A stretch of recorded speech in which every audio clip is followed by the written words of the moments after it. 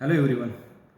आज हम लोग इस वीडियो में एक इंस्ट्रूमेंट के बारे में हम लोग देखने वाले हैं। उसका इंटरनल स्ट्रक्चर क्या रहता है, उसके अंदर क्या रहता है, वो इंस्ट्रूमेंट हम लोग किसके लिए यूज़ करते हैं, उसका काम क्या है, उसमें कौन कौन से कॉइल्स यूज़ करते हैं हम लोग, उसका कनेक्शंस कैसे रहता है, फिर उसके बाद में उसका इंटरनल रेजिस्टेंस क्या होता है, कॉइल्स कैसे दिखता है, जो नीडल्स रहते हैं वो नीडल्स कैसे दिखता है, वो सब हम लोग इस वीडियो में हम लोग देखने वाले हैं।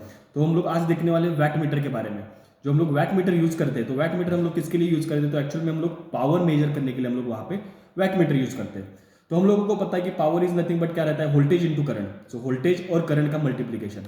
तो अगर हम लोग इसमें देखेंगे, अगर हम लोग पावर का हम लोग वहाँ पे फॉर्मूला देखेंगे तो उसमें वोल्टेज इनटू करंट रहता है।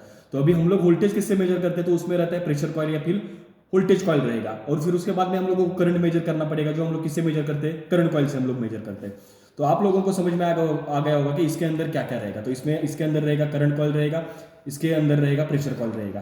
तो हम लोग वन बाय वन हम लोग इसके बारे में हम लोग जानकारी देखने वाले हैं। क्योंकि यहाँ पे आप लोग देख रहे होंगे कि अगर इसका आप लोग स्केल देखोगे तो यहाँ से 0 टू लेके 125 वैट तक हम लोग वहाँ पे मेजर कर सकते हैं। उसमें वैटेज है, उसमें उसके बाद में पावर फैक्टर है cos फाई, उसके बाद में डिफरेंट टाइप्स का यहाँ पे कनेक्शन है, उसमें एम एल सी और यहाँ पे डिफरेंट टाइप्स का वोल्टेज वहाँ पे हम लोग वहाँ पे देख सकते हैं। उसके बाद में यहाँ पे यम इज नथिंग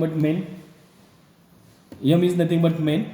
तो जो मेन सप्लाई आता है, तो मेन सप्लाई को हम लोग यहाँ पे कनेक्शन कर देते हैं। उसके बाद में एल हम लोग मेन और एल के बीच में यहाँ पे करंट कॉइल रहता है, वो करंट कॉइल को हम लोग वहाँ पे कनेक्शन करते हैं। और L is nothing but load, और यहाँ से कनेक्शन जाएगा डायरेक्टली वहाँ पे, जो भी हम लोग लोड कनेक्ट कर रहे हैं वहाँ से एल से वहाँ पे कनेक्शन चला जाएगा। ठीक है, तो अभी हम लोग इसका इंटरनल कनेक्शंस कैसे रहता है वो हम लोग यहाँ पे देखते हैं।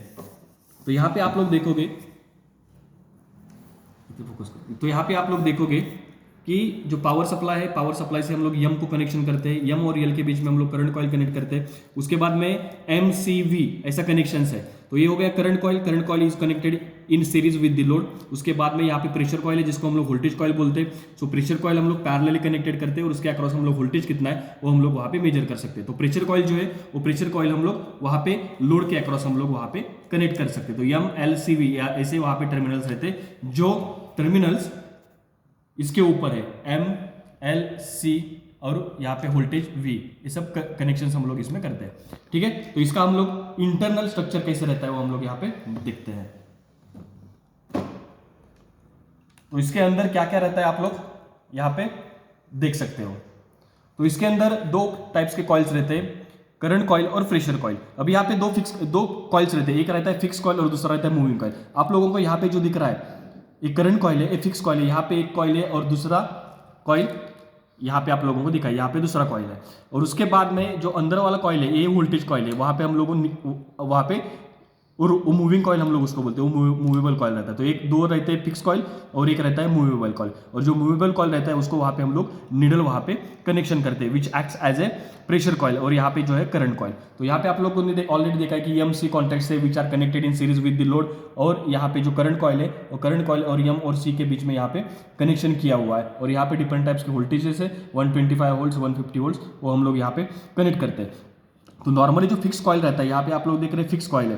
तो इस फिक्स कॉइल का अगर हम लोग कैरेक्टरिस्टिक्स देखते हैं, तो फिक्स कॉइल में वहाँ पे इसका अगर हम लोग रेजिस्टेंस देखेंगे तो यहाँ पे इसका रेजिस्टेंस कम रहता है as compare to pressure coil. उसके बाद में जितना भी करंट लोड में से जा रहा है वो थ्रू यहाँ पे जो करंट कॉइल रहता है उस करंट कॉइल के थ्रू से जाता है। उसके बाद में नंबर ऑफ टर्न्स आप लोग देखोगे as compare to this pressure coil, तो नंबर ऑफ टर्न्स इसमें कम रहेंगे as compare to this coil. जो प्रेशर कॉइल है उसमें नंबर ऑफ टर्न्स अगर आप लोग देखोगे तो नंबर ऑफ टर्न्स उसमें ज़्यादा रहते हैं, और प्रेशर कॉइल का जो भी करंट रहता है उसमें से वो हम लोग निग्लिजिबल वहाँ पे कंसिडर करते हैं, और इसके अक्रॉस हम लोग वहाँ पे वोल्टेज मेजर करते हैं। आप लोग यहाँ पे अगर देखोगे तो यहाँ पे एक नीडल है, वो नीडल क्या करेगा, वो नीडल यहाँ पे रिफ्लेक्शन वहाँ पे हम लोग को दिखाए, मतलब एक्चुअल में पावर कितना है वो हम लोग यहाँ पे मेजर कर सकते हैं।